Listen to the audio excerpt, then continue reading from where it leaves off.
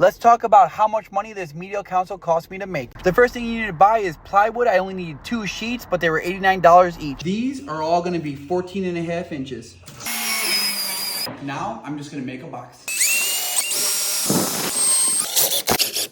All the screws used for the box was about $26. The box I'm making overall is 6 feet. I'm gonna make 2 of them and they're gonna have 2 dividers. I find using a scrap piece of wood the perfect way to get equal spacing. To make the plywood look nice, I use edge banding. It costs $8 and I used the red oak kind. This is how the box looks without any stain. I used dark walnut stain I had left over from the floor. That costs about $15 if you wanna buy a new can. So pretty. And that's how you make the box. Time for number 2.